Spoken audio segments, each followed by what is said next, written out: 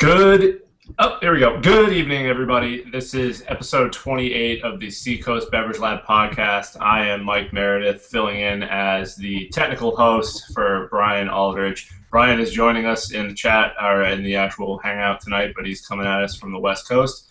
And I'm going to let him kick things off via satellite. Go, Brian, go. Yo, what's going on? It is Brian, SeacoastBeverageLab.com. What are we talking about? March 25th, 2013. And if you're watching YouTube, you're getting a sweet photo of me from Dublin, Ireland. But that's not where I am today. I am in Seattle, Washington, on some business. And as technology would have it, the iPad doesn't work well with the Google Plus Hangouts, so you just get an audio from this guy. Nevertheless, I'm sitting here in the hotel drinking a Stone and Joy by 420. And and I got some other beers to pack up, and I'll talk about that later. Carlo. Hey, yo. So I'm coming to you from the other room in my house. No weapons on the wall today. And that we can see. That you can see. I am drinking a Sam Adams Whitewater IPA in a Bulldagger glass, foreshadowing. Rest in peace. Oh, Mike, what are you drinking? My name is Mike. You can find me on Twitter at @MoMeredith. And tonight I'm drinking a Narragansett Bach Tallboy because it was cheap and I was intrigued because I've seen Norm drink it so many times and I just had to try it. So. Awesome. All right, Norm? Norman, what's up? Sorry. What do you need to be introduced? You freaking. Ladies and gentlemen, Norm Miller! No, my computer froze. Sorry about that. I'm drinking. This is Norman Miller, the Beer Nut Online, Real Beer Nut on Twitter, and tonight on Facebook. Brash Item 9 Ale. It's a double IPA brewed with wheat. Very high in alcohol and very boozy. Nice. And now you're not just the Real Beer Nut on Twitter anymore. You got yourself a Facebook page. You friggin'. Yeah, interview I was supposed to do yesterday fell through, and I had set aside 3 hours for the interview and write the article, and when that didn't happen, I had 3 hours to do nothing, so I just got bored and went online and created a Beer Nut Facebook page. Zuckerberg does. How dare you? Sucked. Total Zucker. Well, as you guys are probably wondering where Sean's sweet voice is coming through the pipes, he's not joining us tonight. He's live from. Or he's not live anywhere. He's alive somewhere. But I was gonna say you're breaking news on the podcast. Yeah, no, he is at the Craft Brewers Conference in D.C., so he's doing that, and hopefully he'll have some good stuff to report back to us next time. But let's see, like I said, I'm in Seattle. Man, I had a real nice setup, too. I'll put a picture on the show notes. I had a nice set. I got a banner from Mac and Jack Brewery out in Redmond, Washington. I was going to show you, I actually picked up in episode 8, we talked about the growler on board. And the guy that invented that lives out here, and I met him at Black Raven Brewery. So I'm holding it up right now, my child seat for my 3 growlers. But again, that's awesome. And what else? I got a list of places I've been already. So that's free time on my hands. So I went to Schooner Exact Brewing Company. Some good brews there. Mac and Jack, like I said, Black Raven. Went to Fremont yesterday. They had probably one of the best beers I've ever had. Definitely the best beer I've had in a couple years, and it's called their Dark Star. And it's a oatmeal stout, and it was through nitro with, I believe it was oak, 98 of the 100 tasters. But made it here somehow. I blacked out in between. That's crazy. Yeah, but no, other than that, just kind of kicking it. And I don't know, Carl, what'd you get up to? I actually hung out at Mama's Crowbar, one of the bars in town, last night. They had like a stand-up comedy night. I didn't know that at the time, but I was just craving some local beer. I went over there. So that was a lot of fun. They're a little bit on the other side of the city from me, so I don't get over there very often, but definitely a cool spot to check out on Mundoy Hill. Also exciting, this week had 2 new places open up in Portland as far as beer goes. One is Infinity Fermentation and Distillation, so the owner of Novare Res opened up a brewery/distillery/restaurant on Commercial Street. It is sweet in there. There's a couple pictures on my Facebook, but they have a really cool space. They've got like barrel staves as like making up most of the railings in the bar area. The bar stools are, kind of polished, this week. Polished wooden stools and whatnot. I hear myself from like 5 minutes ago, which is kind of weird. Time travel. That's me. That's my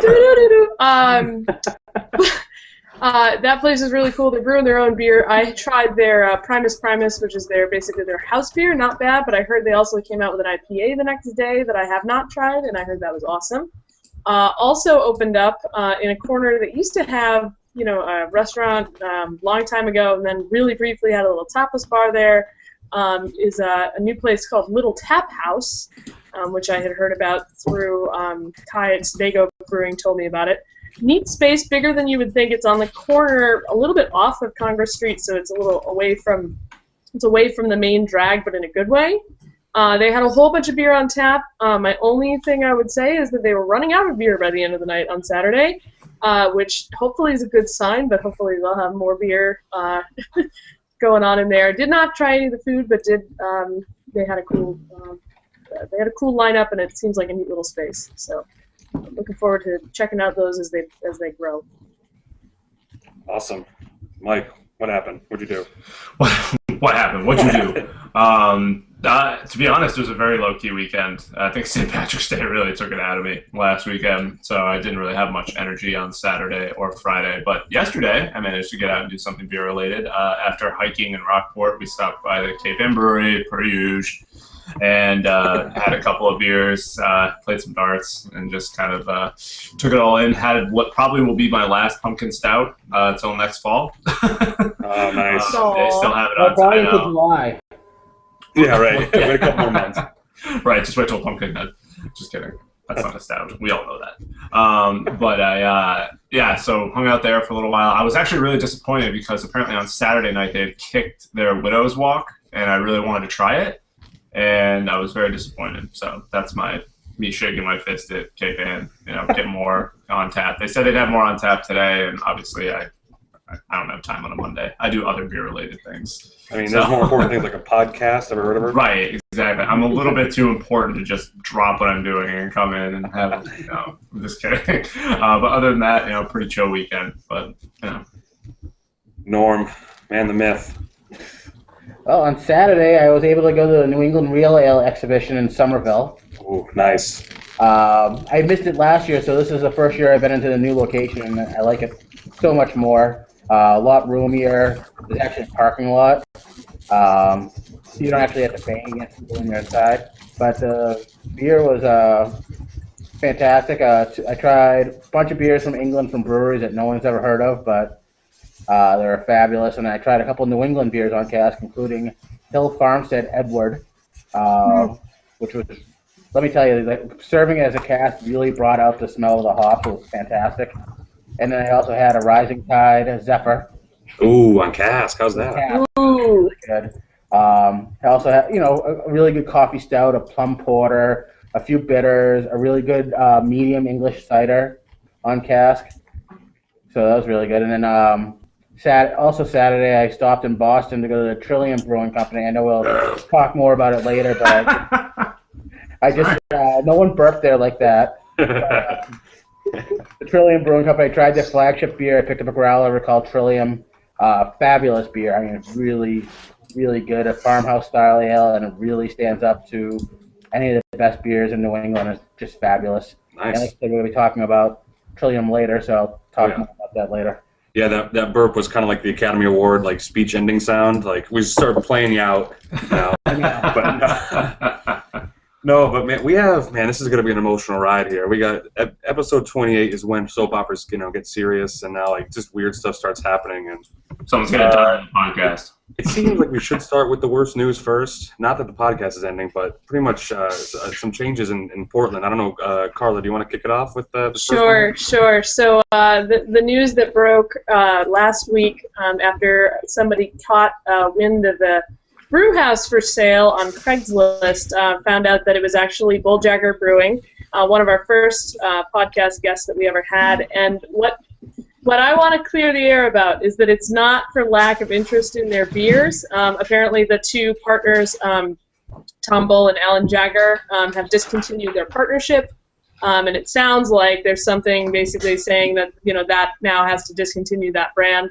The little press release / announcement that Tom put out did mention that they are going to keep brewing Big Claw Pilsner, because they're working with the people who are affiliated with that brand, and that they do have plans to continue in some form.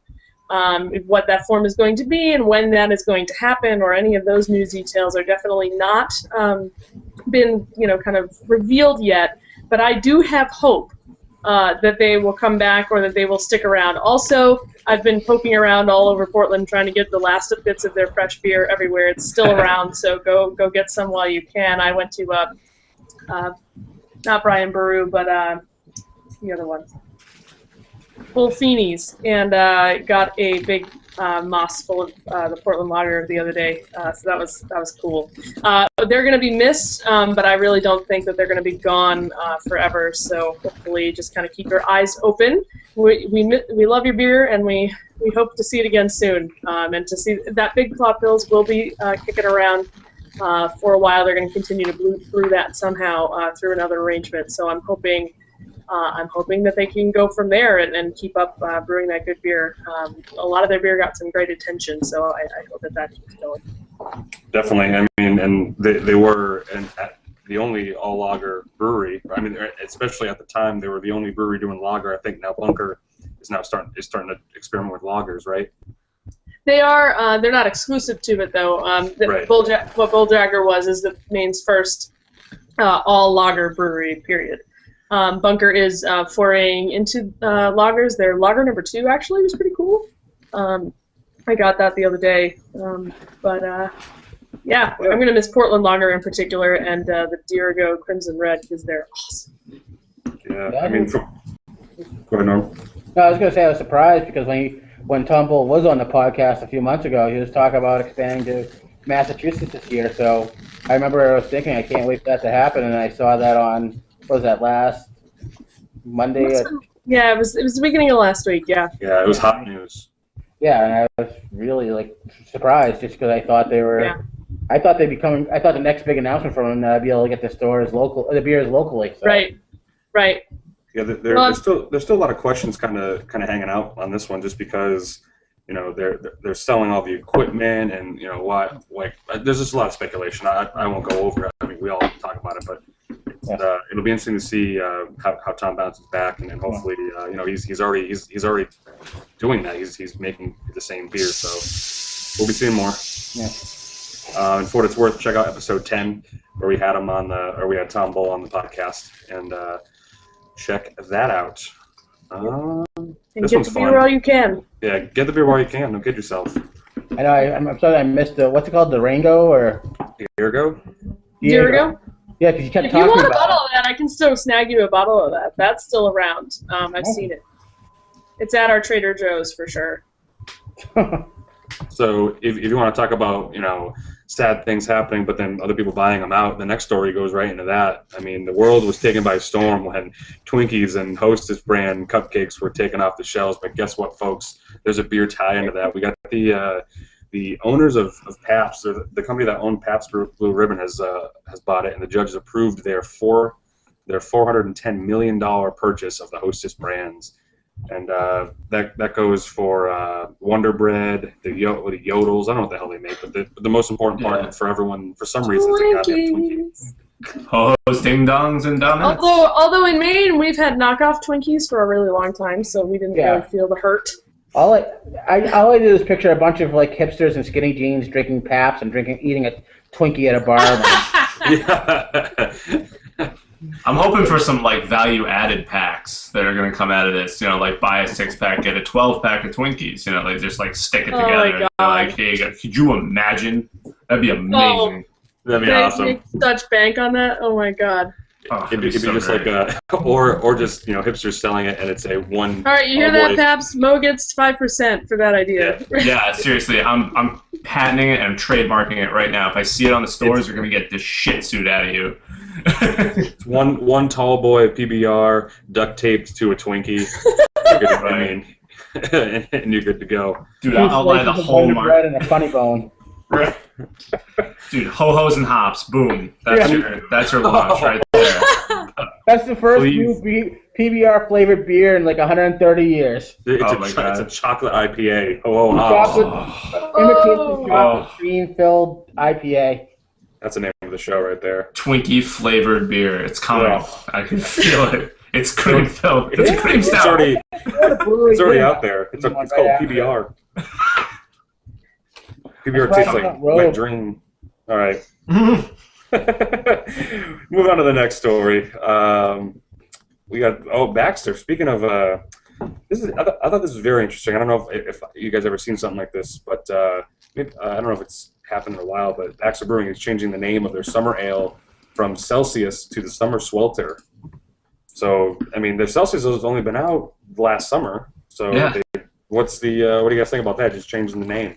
I like the name. Yeah. As it stands, Celsius. I mean, like it was. I liked it. What the hell are you gonna change it for? Is it not As long as American? the beers taste the All the same. meters in the world were like, damn, but what about not Fahrenheit? Oh. Yeah, you're talking about Maine. I mean, people up in Maine don't know what Celsius is. No, we're Canadian. I mean, half of the people up here are Canadian. They actually know, more likely to know what Celsius is in kilometers. I mean, we have kilometers on our damn signs. I was gonna say, you gotta get up high enough. I think the name. Orchard Beach for all the Canadians to come down for vacation, and I think the name itself, Swelter, kind of takes me away from the beer because oh god, Swelter, no thanks. Yeah, I just picture horrible things when I think of Swelter. I think of an AC unit broken, and the last thing I want is beer. So yeah, just sweating in your jeans. Yeah, you don't need to. Just at a bar when it's 90 degrees out, but it's 140 in there, and you're like, what do I want? I want a Swelter. That's what I want. Yeah. Oh wait, I already am. So that'll be out. So because it's a summer ale, it'll be out next week. No, hey, actually, they're already out. It says first week of April, so it's got to be out now, right? Not that beer, but Geary Summer's already out. Like I've seen that already. And I saw the photo last week on Sam Adams' Twitter. They had a case of Sam Summer in last week's snowstorm. It was like, here we go. But at Bullfini's, they had Sam Summer on their menu, and I was like, do you really have Sam Summer? And they went, no, that menu is actually that old. And I went, oh, okay. They're like Oktoberfest, though. Right. No. You already missed your chance to buy Summer. It's Oktoberfest. Right. I believe this next story is right up Carla's alley because she's a huge infographic fan. For those that know Carla. Yes. But the Brewers Association has released some more numbers, and the summary is craft continues to brew growth. So, long story short, we got 2012 data came out, 15% rise in volume and 17% increase in dollar growth. Huge. Representing a total barrel increase of 1.8 million. Huge. But it's insane. Yeah, I mean that's crazy. And the thing that makes me the most encouraged, somebody asked me on Twitter, and I'm sorry I don't remember who it was, but somebody asked me on Twitter, well, is this the signal that this is a bubble, that this is going to start to burst? But if you look at the number of breweries that closed this year versus the number that closed last year, it's exactly the same. There's just more that are opening.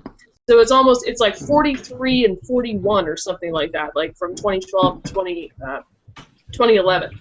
So it's awesome in that, we're seeing this accelerated growth, but we're not also seeing a whole bunch being sloughed off, on the other end. And I think we have plenty of room to grow. And it's just, I'm totally excited about it. Well, it's awesome. It's funny, because I was at the Sam Adams Brewery a few months ago, and Jim Cook was talking about this. His whole thing is he actually does think there's going to be a shakeout, but he's talking more about not the amount of sales, but he thinks some of the breweries that duplicate stuff that's already on the market might go away, but it's still growing. He thinks by the end of the decade it'll go from what it is now, which I think is 6.7% of the market, to about 10% of the market by 2020. And I think even if a few breweries do close, because let's face it, there is still limited shelf space, and there's a lot of breweries doing the same thing. So some breweries might close, but that doesn't mean there's going to be less beer being sold for craft beer. It's just going to be, okay, the small amount of fans that liked Brewery A will now get the same type of beer from Brewery B and Brewery C. So it'll strengthen some of the other beers that breweries that stay on the market.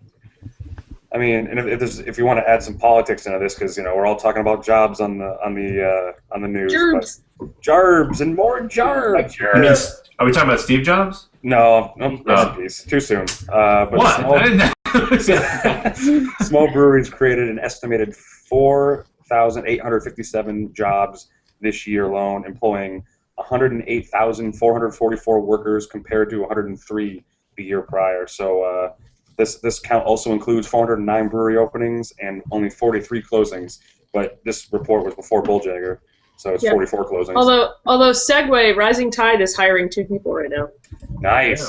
Yeah, if anybody wants a marketing or a sales rep job, go check that out. And same with the... also hiring too. Yep, good call, Norman. Wait, who was that, Norm? Jack Savvy. When I was talking to you earlier this week, there was an article, and I couldn't find it, that someone predicted by, I think, 2030, that the craft beer market will be 50% of the beer market in the U.S., based on the current level of growth. I don't know if I'll ever reach that, but that'd be kind of cool. Anheuser-Busch would still be the biggest brewery because there's so many craft breweries, but half the beer in the country would be craft beer if this market keeps growing like they're predicting. Yep. So we're just going up. We're kind of doing a crescendo here for you music fans. We're just doing great news, and next one is no joke. And it goes all the way down south to Mississippi, where fun facts, at the time, I think it was 2 weeks ago, it was Mississippi and Alabama were the only 2 states that illegalized. Is illegalized a word? Probably not, but it made it's the only 2 states outlawed home brewing. So last week, March 19th, the American Home Brewers Association is pleased to announce that Mississippi Governor Phil Bryant has signed a bill that will effectively legalize home brewing throughout the state of Mississippi. So Mississippi is now the 49th state to permit home brewing, and basically they said Mississippi is home to an estimated 2,200 home brewers who may now enjoy brewing without the restrictions of a statewide ban. Who all the charges were dropped on that day. Congratulations. Yeah, right. What's the other state that doesn't allow home brewing? Alabama. And if you check the show notes, there's an infographic. Again, listen, we're just putting up tons of graphics here. But I'm not like Carl, I'm not into infographics. That's all right. No, but there's a picture you click on and it shows all the dry and wet counties of Alabama, which is pretty interesting. But we all have a good beer blogger friend from Raise Your Pints. His name is Craig Henry. He's a huge supporter of Raise Your Pints, and his photos right there. Did some big work, and really, if you take on state government and overturn it, you deserve more than just a handshake. You deserve all the beer in the world for that. No, that's fantastic. I mean, it's ridiculous in this day and age that someone can't go home and brew 5 gallons of beer to have with themselves and their friends. It's not like they're selling it. It's just for fun. It's for themselves. I mean, there are some people that need to stop home brewing because it's bad. Right. I'm kidding. I kid. Only get better. In fact, big shout out to Alex. Big shout out to me. I can't homebrew, but Alex from A&G Homebrew in Portsmouth was doing a homebrew demo at UNH this week, and if you go to cool. I think it was a home show. I forget what it was this week. Oh yeah. They had a big home improvement kind of home show thing. Yeah. So he was doing that, just making good things happen. So check out the links to the bill and everything on the show notes. Norm, do you want to take the next one, my friend? Trillium? Nope. God. What about the one about the 2 stone ones? Oh, yes. Talk about it. So I got a drink. So, as you probably know, that I have kind of an obsession with coconut and coconut-flavored beers. So last week I started giggling like a young little girl when I read that the next Stone collaboration is going to be a coconut IPA. I'm intrigued. I'm more than intrigued. I'm already reserving a case. He's already lactating. Look at him. I know. Well, what it was is they host a home brewing contest every year at their Stone Gardens in San Diego, and the winning beer was the coconut IPA. So it's going to be Stone, the winner of the homebrew contest, and they just announced the 3rd collaborator. It's another California brewery I had never heard of, actually. I can't remember the name off the top of my head. Oh, it was, yeah, I forget. Yeah, they're going to collaborate to brew this coconut IPA, and it's going to be out, I think, in June. And for me, I'm extremely excited. You are fantastic. Oops. I was going to say they also announced that they're actually going to be brewing a collaboration with the founder of FARC, and Watch your language. Yeah. you know, Will Wheaton. drawing a blank on his name now. The guy who played Wesley Crusher on. Will Wheaton. Yes, they're going to be doing a collaboration with them. They haven't decided the style yet. He's a huge home brewer. Oh no! Yeah.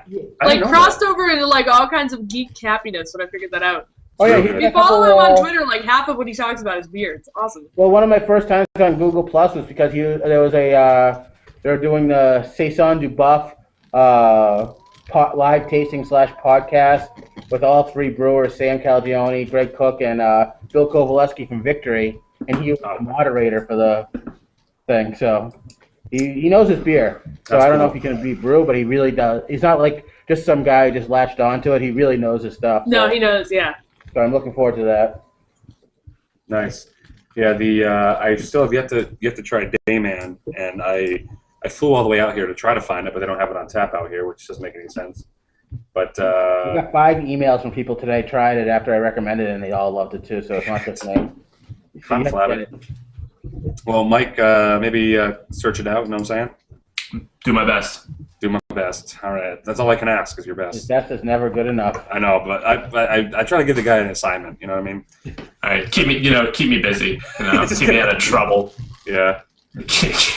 So last week, the week before, I think we talked about this. It was the Brewers Association and I always forget the guy's name. The guy that did Shut Up About Barclay Perkins. And it's Ron Pattinson. Pattinson, yes. Yeah. So he complained that the Brewers Association got the styles wrong of the newest style, Gratzer. And apparently, after him putting up a big stink, the Brewers Association revised the guidelines for that style. Really? Yeah, and in a quote from him, it says, now there's a surprise.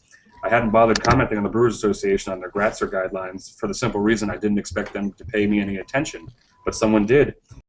And blow me if they didn't change them.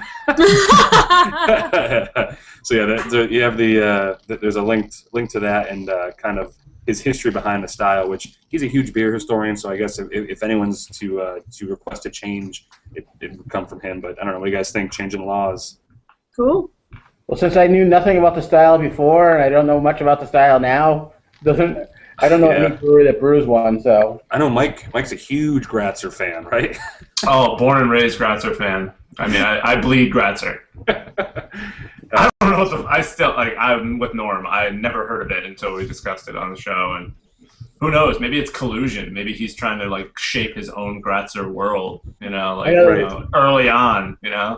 The next pretty thing's old beer will be a Gratza from 1872. Definitely. All right, now Norm, you can talk about this one because you were actually there for the opening, right? With Trillium. No, I didn't go to the opening, but I did stop at the brewery on Saturday. Right. It's funny. A couple of years ago, I wrote a story about Trillium. A bunch of new breweries opening in Massachusetts, and Trillium was supposed to be one of them. And they just ran into so many permitting and licensing issues. They finally just opened last week after about 2-3 years of having a spot and having everything. And they're fantastic. It's about 2 or 3 blocks away from Harpoon. It's the second brewery in the city of Boston right now. There's only 2 breweries in Boston proper. Interesting. It's tiny. It's really small. They had a lot of custom-made equipment because the ceilings are 9 feet tall. You know how a lot of the equipment are in breweries. You've all been there. There were a lot of repurposed dairy equipment as brewing equipment. They had 2 beers available. Like I said, I talked about the Trillium Ale, or the Trillium, which is their flagship beer, which was fantastic. They also had a brewery-only rye beer, which I wasn't able to try because they still have one issue. The city of Boston will not allow them to do tastings at the brewery. Really?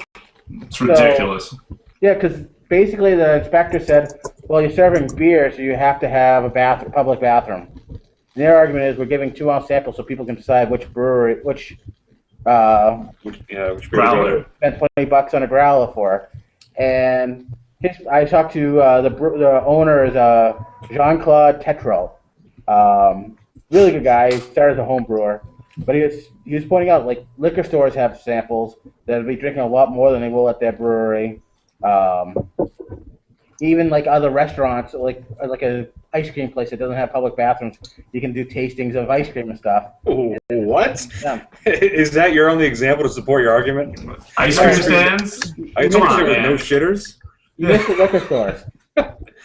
Oh man. Yeah, but basically, so they're having like petition signing drive at the brewery, but you still can go to the brewery.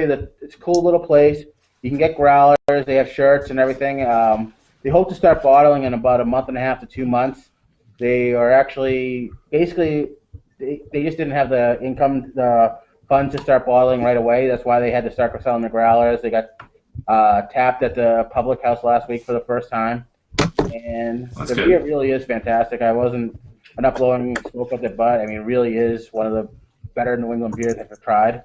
When I had it on yesterday, when I drank the growler, definitely worth picking up. They're going to have 4 year-round beers. They're going to do a bunch of special releases. They're going to be 750s when they do come out in bottles, and they're going to keep. I hope they keep going because the beer is really good. You know what they should do in like response to this tasting like bull crap that the inspectors make them do? They should find the dirtiest Sandy can they can find and post it up in front of their thing and be like, "That courtesy of the inspector." you want? Funny, 'cause I wasn't even sure. I'm not even sure about the legality of the city banning the tastings because under the brewers license, which they have, it allows 2-ounce samples, and I don't think the city can overrule that. I don't think so either. Yeah. But I mean, it is a really cool place. They did a really good job with a small space, and they do have room to expand when they get the more capacity and the barrel room. And they do plan on doing a lot of barrel aging. They had a few empty wood barrels up there. And like I said, I recommend if you happen to be in Boston, to stop by there because the beer is phenomenal. If you like farmhouse style ales, it's just if you look at Beer Advocate, there's already like 6 reviews, and I think the lowest review is like a 95 out of 100. Jeez. Norm, is there a petition going around right now to support They have a them? petition at the brewery. Their website was down today, so I wasn't able to check to see if they have an online petition. But they're asking for signings at the brewery.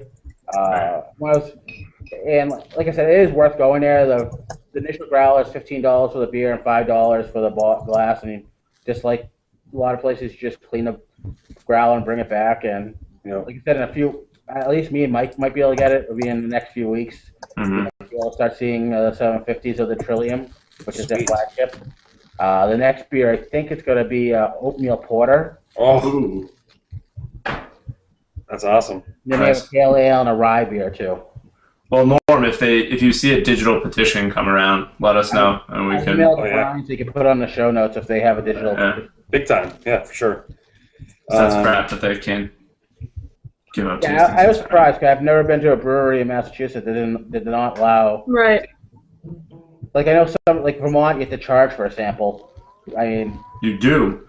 Yeah. Yeah, that's the truth. But that's universal law. But this is one brewery that's going to be singled out. Now, so this is a quick side note, but do breweries in Mass, are there some that allow pints or half pint tasters, or is it just tasters? You need a pouring license for that. Okay, but under the Farmers Brewers license, you can't do more than a 2-ounce sample. Okay. You can't charge for beer in a brewery to drink on site. That's like a Harpoon. They just opened their beer hall. I'm pretty sure they had to get a restaurant bar license just to be able to serve full pints and charge for them. Isn't that why they have pretzels? Yeah. They had to have food. Good call. Yeah, because right. in Massachusetts you can't give more than a 2-ounce sample. Right. That's a law. That's why if you go to beer festivals, all the beer festivals are 2-ounce samples. That's like beer. 2-ounce samples. Yeah, I know, but Two that's why beer beer samples. actually charges Right. for beer. Because cask conditioned beer doesn't work on a 2-ounce sample thing. So you have to pay for the beer so you can actually get a decent pour just to be able to appreciate the beer. They can't give more than 2 ounces. They just charge $40 to get in. I mean, I totally understand the 2-ounce pour thing, but as somebody like Brian and Sean, and I'm sure everybody here has done pouring before, it is the most frustrating goddamn thing in the world. Like when somebody drinks that 2 ounces and just hands you the freaking glass right back, and they're like, "Oh, more." It's just something that I just had to get off my chest. Like it's happened so many times when someone's just like, good, more, good, more. And it's just like, all right, I see how this is going. Freaking idiot. I can't stand that. I know everyone here has been to festivals and been behind people like that. I get to the point where, like, there's like 10 people behind you. You just move. Well, that's what I say. I always say, like, take a lap, come back. Glad to have you back. Just freaking go right to the back of the line, please. Right, and take one freaking keychain. Don't take 10. You have one set of keys. Just because you think you can take 10 doesn't mean you should take 10. Drives me freaking up the wall. Sorry. Courtesy, man. Sounds like we need an infographic. How not to piss off Mo at a festival. Right, Ready? exactly. 2 ounces. Yeah. It's a pour. Did the customer give you a ticket? No. Move over here. Did the customer get another drink at the same? Oh God. Right. Do you have a bracelet? No. Then I can't give it to you. Why not? More yen. Info Meredith. But in Mo Meredith. So yeah, check that out. And again, if there ever is a digital petition, we'll put it up on the show notes. Yeah, I'll look for it. Like I said, our website today had some kind of virus. That's no good. We're not laughing at the virus. No, we're not. No, we're not laughing at that at all. Actually, it's just the fact that he said petition. He's picking up the Seattle wave. Yeah. What's up, man? Just sign the petition. Mint petition. No, that's why I'm locked in my hotel room because I don't want to get stabbed. It's a great city. Great city. I would love for you to get stabbed. Well, it's funny because, and this is a sidebar that's going to lead to nowhere. But we're walking in the mornings. I work early in the morning, so we're about 6 a.m. walking around the streets to find some breakfast. And the guy that I'm working with goes, "Oh yeah, there's it's decreased. There's only about 3 to 4 stabbings or shootings a week." And I'm like, "What? A week?" I'm like, "Where?" He goes right around these streets. I'm like, "Can we get back in the office, please?" So, 3 to 4 a month. You're like, okay, it's polite, no big deal. But, yeah. Dude, that is a high percentage. You got to be careful. You know how that's doing it? Goddamn Starbucks mermaid. She's just pissed off at everybody. It's just like, God, I can't even like look in my peripheral without seeing a friggin' Starbucks. But sidebar ended. But Carla, we got 2 articles from you this week, so well played. Because me and Norm were just lazy this week to write. I gave them all last week. Yeah, but you did mention this last week, but I don't know if you wanted to talk a little more about or 2 weeks ago, I think, or no, you did last week. So I don't know if you wanted to put some more light on it. And we're talking about Strong. Strong Brewing Company. All right, so I am a big fan of throwing a couple of random bucks that I would have spent on beer anyway towards little Kickstarter projects about beer. It's just a little side habit that I have, and I kick around on Kickstarter and see who's doing cool stuff. And actually, several of the breweries that I've put towards did get successfully funded. They're doing really well now, so I'm always kind of on the lookout for the next thing that I can check out and see if I can help.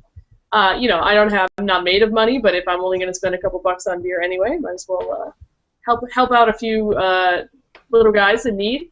So I recently came across a Strong Brewing Company. They're out of Sedgwick, Maine, which is actually up the coast quite a ways. I figured out how far it was from where I worked, and I was like, ooh, that's actually further away than I thought.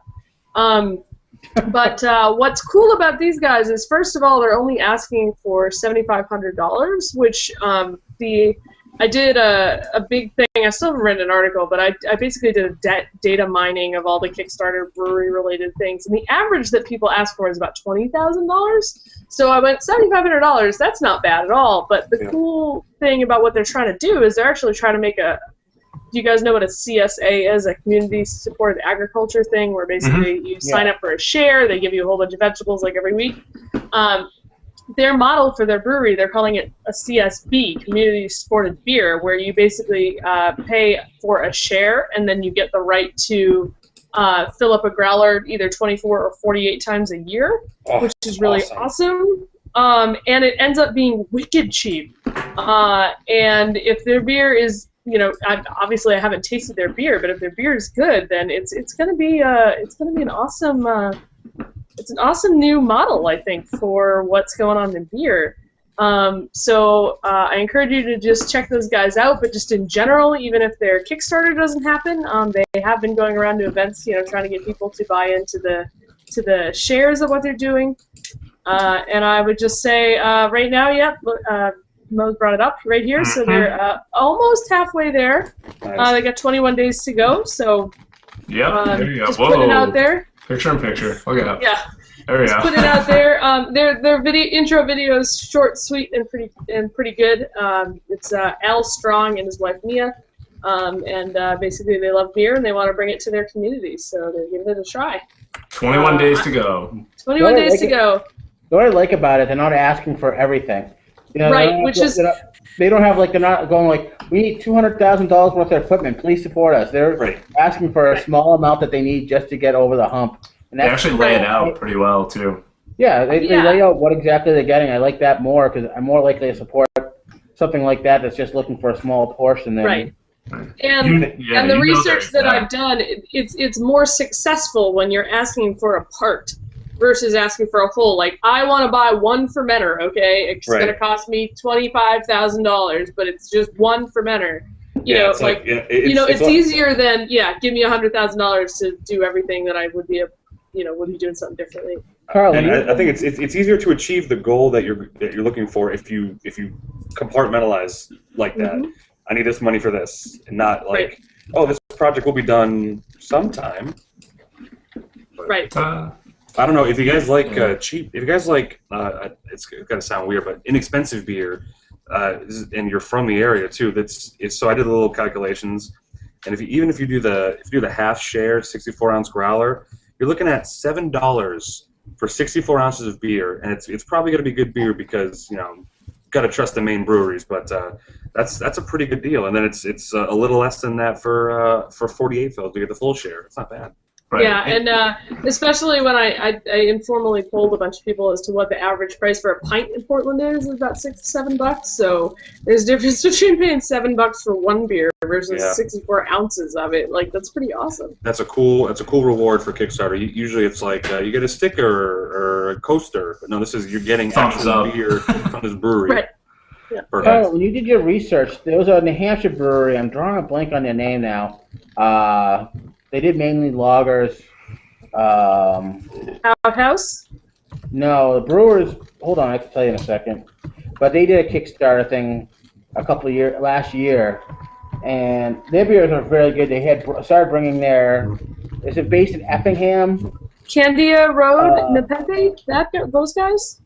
Oh, Prodigal Brewing Company. Prodigal, yeah, Prodigal. I don't think it's survived. I just looked at his Facebook page, and he's listed as former founder brewer at Prodigal Brewing Company. Yes, big fan. Not anymore, apparently. Wait, say that again? What did I miss? He's listed himself as former founder brewer at Prodigal. Huh. Yeah, interesting. Well, Prodigal, though, came back. Like, it was around a long time ago, and then they were back. I don't know. They still have They still have a website, prodigalbrewery.com. I'm sorry, I don't know this off the top of my head, Prodigal. I know Sean will be a good resource for this because he's pretty close with. Is it his name? I forget. I can't remember. He gave me a T-shirt at the first winter. Exactly. Yeah. Yeah. But yeah. All because I helped carry 2 empty kegs. She's like, sweet pea. I was like, hell yeah, man. Thanks. Yeah, I'm looking at the website. They haven't updated it since 2012. Paul Davis? Yeah. Paul Davis. Nice. Well, that's interesting, Norm. And now we got to look into that. Yeah. Yesterday it says on their Facebook, got H2O. We do. Brewery line finally unfrozen, so we can pressure test the brew house. Cheers. Yesterday. So I think they're brewing. Yeah, there's still hope. We just spread rumors. Yeah, no, sorry about that, Prodigal, because, we like to keep up with what's up. Well, it is interesting, though, because, and I want you now might have answered a question I had, because they used to be on tap exclusively at Barley Pub, and I went to the Barley Pub a couple weeks ago, and I didn't see them on tap, so maybe they were just having some issues with frozen pipes or something, I don't know, because they do a small, situation. It's not a big brew house, obviously. It's like a Lawson-style situation. Oh. Yeah, we'll have to look into that because honestly, I ran into them at a festival last summer, and they were newly back, and I was all excited. And then I have really not been paying attention, so I will have to check that out. All right, because we need you to keep track of the of the local beer scene, even though it's trying it so hard. I know. There's so many of them. I don't know what to do. I mean, so first of all, if you're listening to this and you're not following at Beer Babe, don't kid yourself. You should follow all of us. But you're always looking for the breweries that you haven't followed. But I like the responses that you get because your Twitter list for breweries must be, I don't know how long. I don't know if you keep it. Yeah, it's pretty big, and I'm overdue to add the ones that people have been recommending me over the last 2 weeks to that list because it's a second step. Yeah. But what I have been trying to do, for those who don't know, is I've been trying to follow every brewery I can on Twitter just because I really want to be in the center of all that buzz. Even though I concentrate on New England stuff, it's fun for me to see what people are doing and innovating and trying out. But I'm realizing that if there's only theoretically, according to that infographic, 2,100 or something breweries, that should be a manageable number to follow. Oh, yeah, no. I'm following all kinds of things that are in progress and halfway there and 5 people at the brewery. It's fun. It's been fun.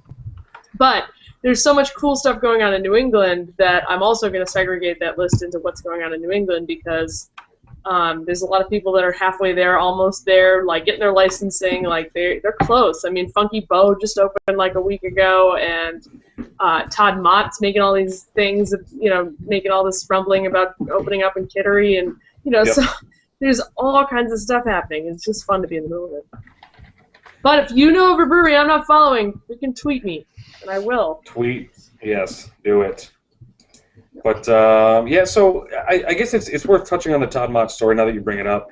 I got confused because as a beer writer, blogger, tweeter, whatever you want to call it, I thought this was old news, so I didn't report it because I thought people knew about this. But apparently, there's some more light that's been shed on the story. So I don't have the link, but I'll put it in the show notes. But I know Seacoast Online went into it about Todd Ma, and for those of you who don't know Todd Ma or not from the area, in last July he was a brewer of that Portsmouth Brewery and brewed Cape Great for the millions of beer drinkers that know what that beer is.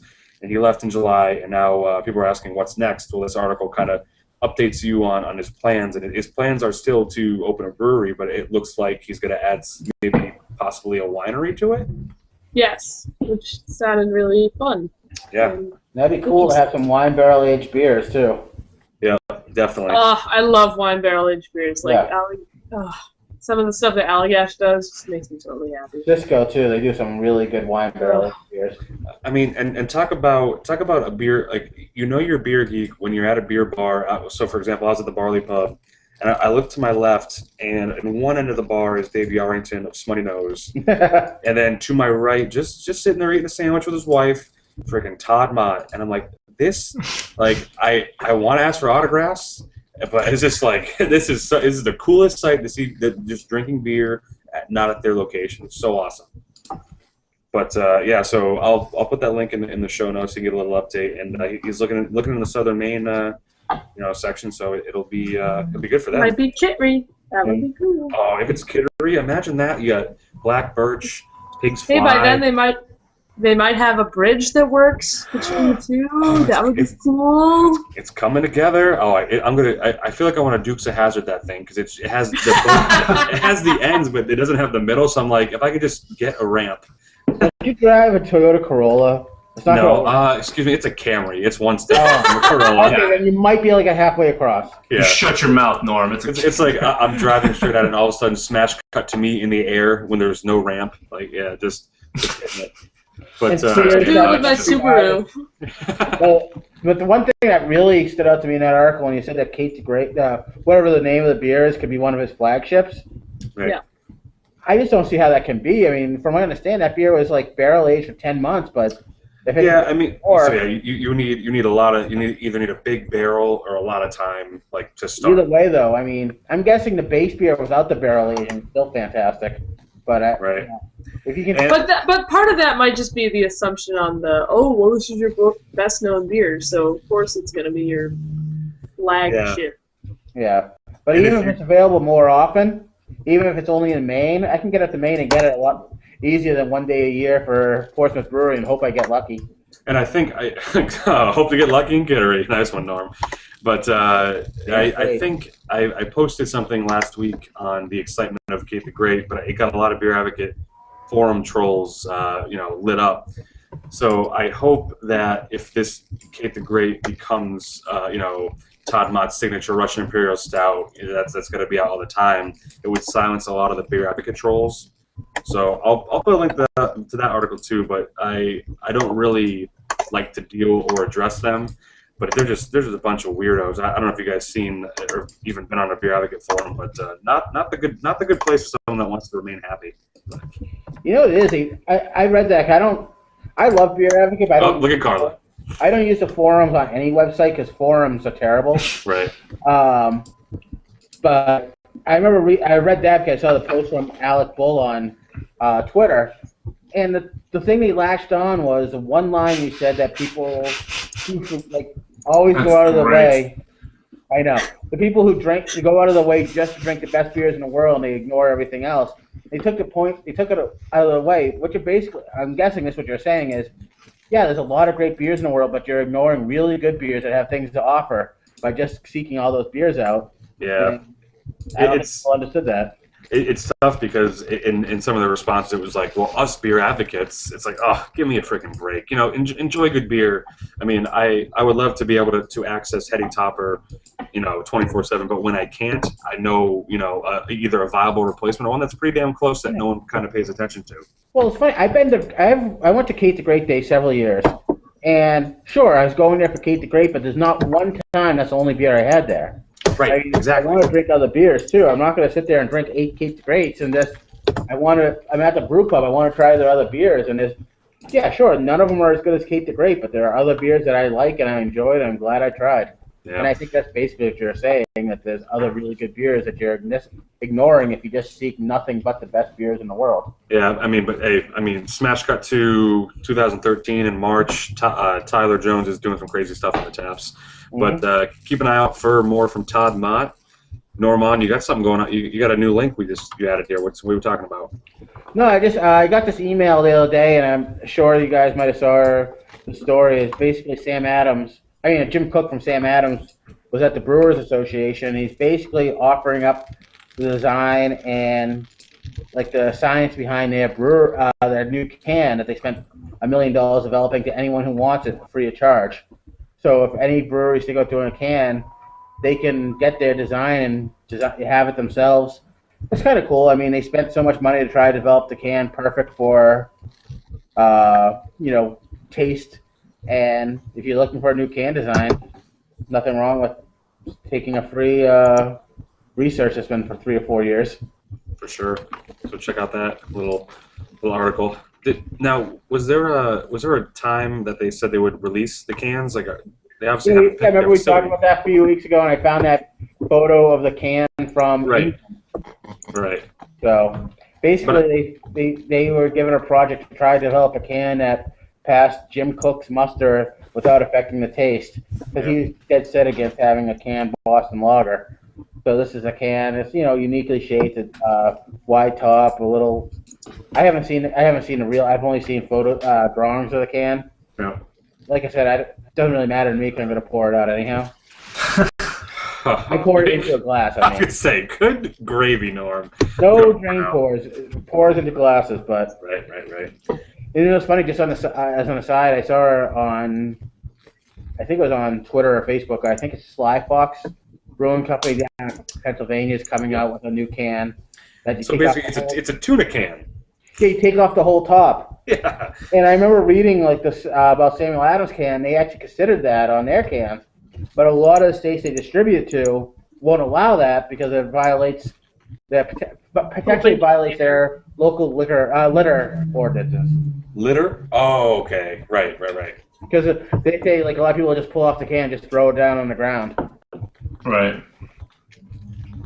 Well, that's that. But that reaches the end of the notes. But do you guys have any beer news that you heard about or kind of frustrated about? Open forum right here. Off the script. tiny little thing. I got interviewed today about nano breweries for New Hampshire Public Radio. So in the next day or so, I might be on the airwaves talking about how awesome Throwback is. Yes. Oh, awesome. Yeah, they asked, because they called me up because I wrote an article for them a long time ago about basically 5 breweries to watch in New Hampshire, and Throwback was on it, and then they got listed on that, best nano breweries in the U.S. Article that's been kicking around this week. So they wanted to know, what it was like, what kind of struggles nano brewers face, and they asked me a couple things. So I also told them to look out for Earth Eagle and Nepenthe too. Because they're doing some cool stuff in the Granite State too. But it was fun. It was short, but you might hear my annoying little voice on the real radio.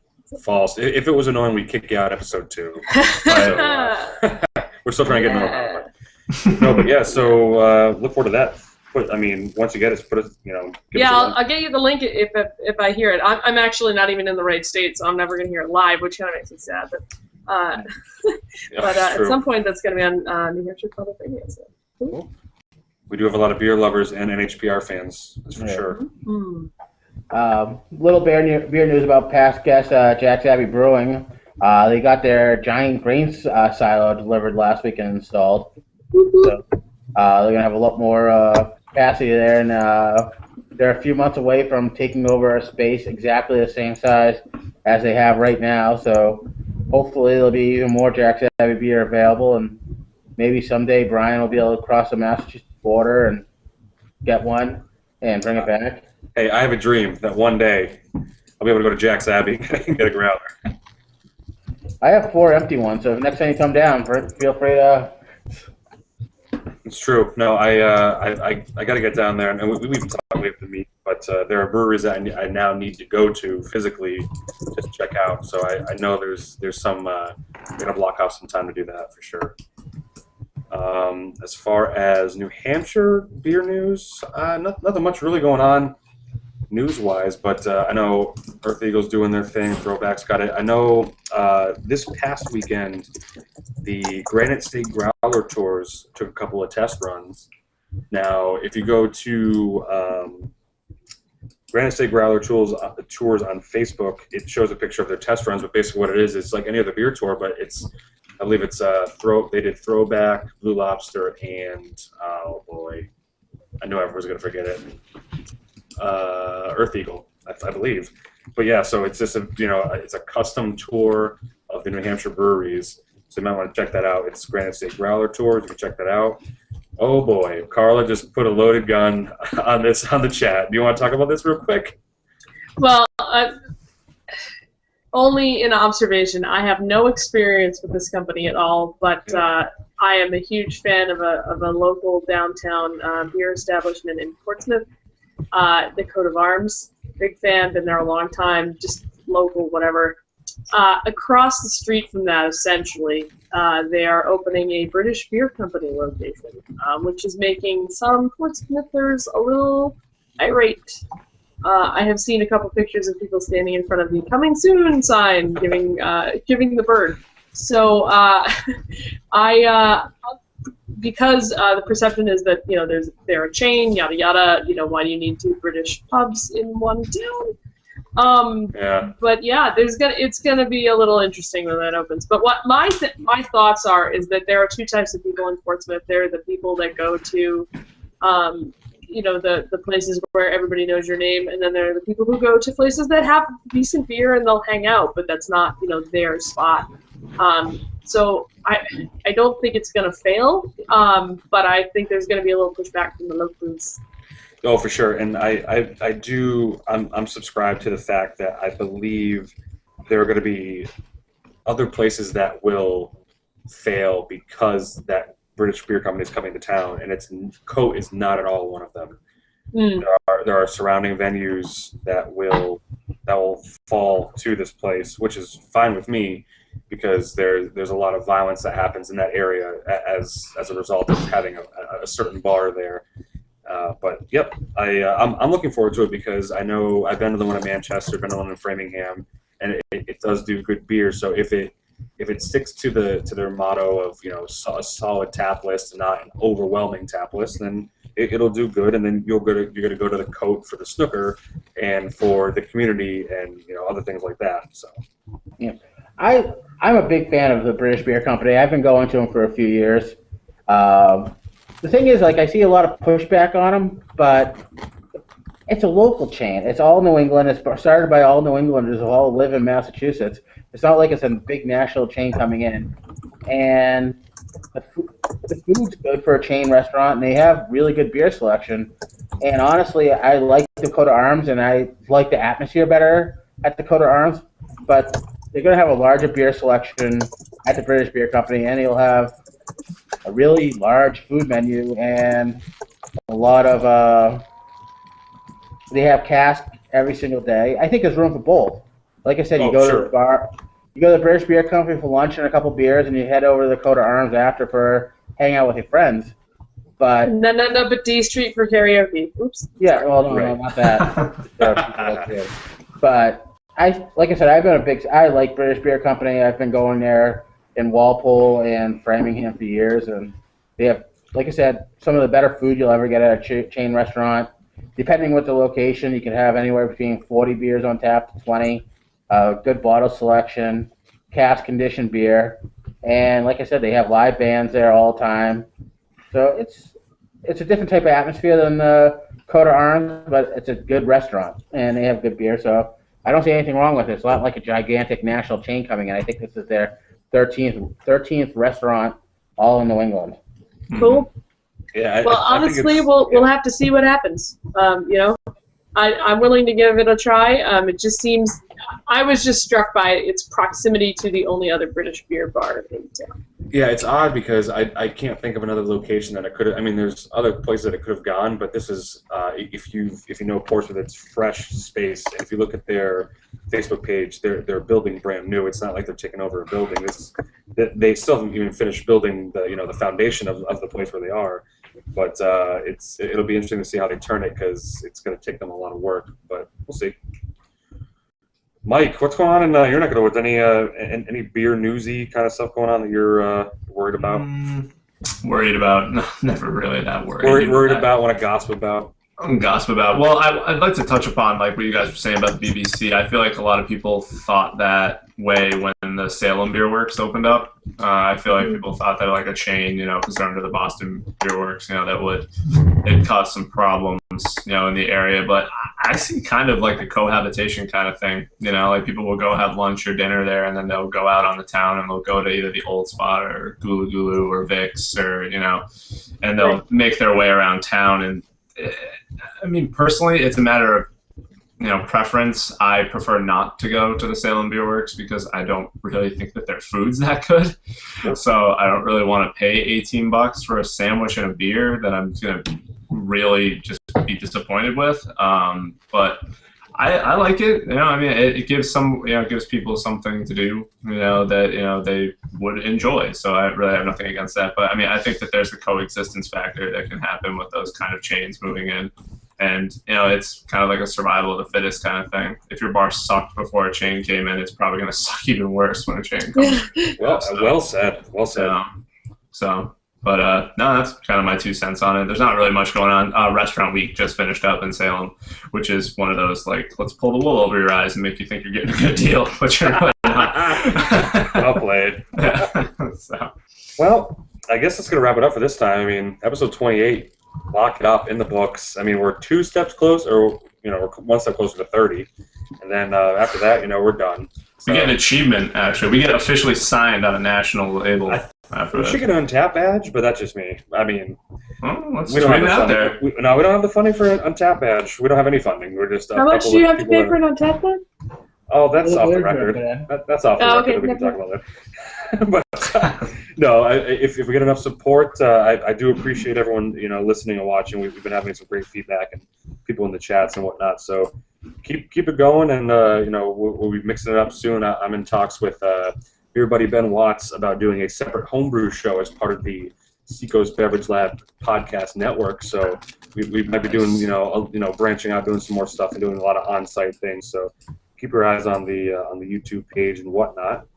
But I guess for me, nothing much. I'm coming back to East Coast tomorrow and putting my my hat in the air towards Seattle and thanking him for another great trip. But nothing much going on beer wise. Just kind of just getting back to it and tasting a lot of the new beers that have gone on since I've been gone. But Carla, is anything going on with you next week or this coming week? I am actually talking to some people who are doing an event for the Beer Bloggers Conference about organizing.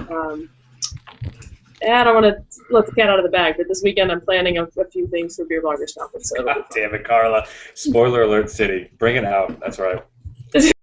Can't wait. It has to do with cheese. A cheese bloggers conference. Let me guess, beer and cheese. Shocking. All right, Mike, what's going on with you, man? Not too much. Just trying to survive the week. Easter weekend coming up. Oh, yeah. So gonna go to the Acton area, see some family. Probably gonna go see the ladies at the craft beer cellar on my way home. Since so I can easily stop in there and not be too detoured. I think pick up some good brews for Easter. All the Easter egg hunts and all that fun stuff I'm sure will still take place. But looking forward to seeing some family and probably, I don't know, there's not too much going on in terms of beer related stuff. I'm actually kind of disappointed. I may have to step up and get some things going because I used to be hearing about tastings at Vic's or at this establishment or this establishment, and there's just nothing going on. There was a Kahlua midnight tasting at Vic's the other night, so I tip my hat to that. Thank you for that. But I don't know. So we'll have to get something started. So if it takes all of us to come down there to do a show like Gulu Gulu or wherever, I think we could actually work out a pretty good. The thing is, Gulu Gulu is loud as shit all the time. There is no it would literally be us screaming. We'd have to do it outside. We could do it outside. We could do it outside. Welcome. Yeah, welcome. Shut up! Get back. There'd be like a sitar and just a whole cymbal band. Yeah, there's a lot of open mic, crazy, horrible music, but good music. Yeah, it's. Just to give you guys a touch of or a taste of what happened on St. Patrick's Day, my roommate and good friend Hardy and I went to Gulu Gulu to start the night off when we decided to kind of hop around town, and we're thinking St. Patrick's Day, probably some Irish themed music will be happening at Gulu Gulu. Nope, it's a DJ and a sitar band, like a straight Indian sitar techno band, awesome. And it's Bonnaroo Retiree Central in there, and it's just like a whole new world was opened up. We literally ordered our beers, turned around, and we're like, this is the first time we've ever made a bad decision coming to Gulu Gulu, because I was like, give me some freaking Irish step music and some Guinness, that. Wow, yeah. Yeah, it was totally off the rails like that, and the DJ was hilarious. I hope he makes another appearance soon because, good God, fucking brilliant. Well, on that note, happy Easter to you, pal. And I will miss you in Western Mass, and all my Western Mass friends. Actually, no, I'm doing Easter up in a little town called Drakeit. Oh, look at you! So dub Mass for you. Middle finger to Western Mass just for the day, but not on Easter. You can't do that. But no. Yeah, not on Easter. Any other day. But. Yeah. Norm, what's going on with you this weekend besides, you're doing an Easter egg hunt with the kids? Oh, I like to do hang out with kids, but what? Nope. I don't know if I have anything planned. I know Brew Woo's happening in Worcester this weekend. Is it really? Oh, what? Wow. Wait, it's happening early. Wait a second. Yeah, early, it's earlier than planned. It's Saturday. Saturday? Yeah, they do it the day before Easter every year for some reason. The day before Saturday. The day before Saturday. Do it on a Friday. It was on April 23rd. I'm going back and forth between going to Brew or not. Depending what else comes out. I have nothing else planned at the moment, though. Is it Saturday, Norm? Yeah. I might meet you there. I don't want to see you. Yeah, that'd be great. Piece of shit. Hey, leave it after the podcast. What is it? I've never even heard of it. So Brew Woo it's at the DCU Center, right, Norman? It's just a beer fest. Yeah. We went one year, Brian. We went because it was on my birthday. Right. Yeah. A little bit of a surprise, if I remember correctly. It was a surprise. We were driving around Portsmouth, and Lisa took a weird U-turn. I'm like, where are we going? And he goes, we're just going to pick somebody up. across the street to Mike in Portsmouth. Fact. That's awesome. It was actually hilarious because Brian's getting into his car and I run up behind him like, hey, that's my car, and Brian turns around like ready to throw down in the street, like, who's talking to me? But then I believe we did see Norm that day, but we weren't really friends then, right? So. Yeah, we barely knew each other at that time. But that was at the first Brew. I missed last year's. Yeah, same as. Yeah, but we don't really like Norm much. No, now, so, we met. We don't like each other. I kid, Norm. I kid. I was trying to think of something I could say without swearing, but. What else got on? Anything else going on? Any shout-outs? Or, you're on Facebook now, so Real Beer Nut? Facebook, so search me up, Norman Miller, the Beer Nut.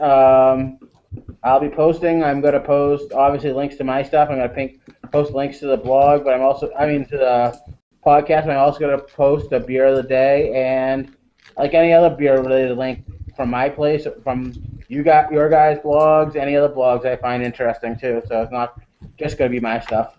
Cute. Awesome. Probably not Brian's, but Brian's and right. Two Beer Guy stuff. But it's a little too big to fit in an Easter egg. But pick up Norm's book. If you get a chance. Beer Lovers New England, Amazon.com. All right. So with that, Mike, thanks for running the technical side. I'm sorry for those watching YouTube that you can't see my pretty face. Yeah. But we'll be back live next week with hopefully a good special guest. Cheers, guys. Cheers. Yeah. Cheers. Cheers. I think you just click end whenever you want, like.